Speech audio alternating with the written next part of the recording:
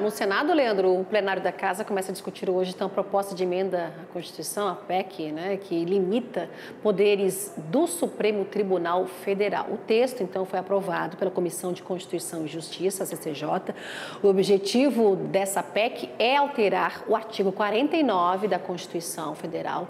Assim, então, o Congresso Nacional poderia derrubar, por decisão da maioria qualificada, decisões, então, do Supremo Tribunal Federal que, para eles, ultrapassem os limites constitucionais. A proposta foi apresentada pelo deputado federal Domingos Sávio, do PL, e deve ser discutida e votada em 2 turnos em cada uma das casas do Congresso.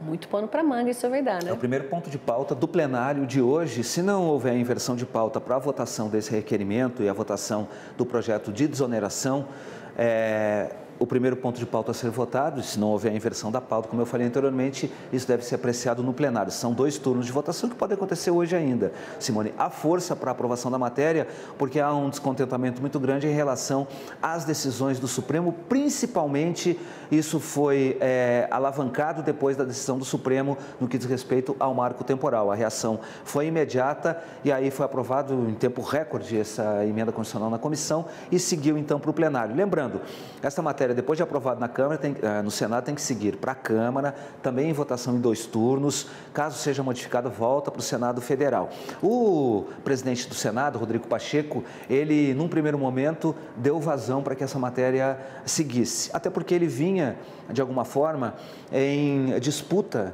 silenciosa, muda, com o governo em relação às articulações, já vislumbrando as eleições da Casa em 2025, não é nem em 2024, é no início de 2025.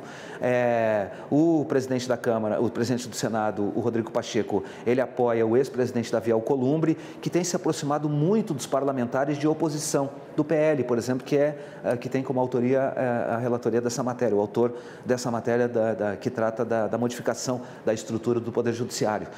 No entanto, a gente já trouxe essa informação aqui para você, mas sempre é bom lembrar, Simone, o presidente Rodrigo Pacheco tem ouvido de conselheiros que chegou o momento de dar uma recuada em relação à pressão sobre o Palácio do Planalto, porque o ambiente pode ficar bastante complicado neste momento, até mesmo numa disputa aí entre poderes, que não é nada positivo nem para um lado nem para o outro. Lembrando que na Câmara dos Deputados já há um crescente descontentamento em relação ao governo, porque o governo precisa concluir a chamada reforma ministerial, aquela promessa de ceder tanto para os republicanos quanto para o PP mais espaço na esplanada, como, por exemplo, ceder a Caixa Econômica Federal e setores da saúde para esses 2 partidos não foi cumprido, e isso tem deixado os deputados dos partidos de centro, que acabaram de ingressar no governo, bastante desconfortáveis, e eles têm feito críticas que já não são mais veladas em relação ao comportamento do Palácio do Planalto.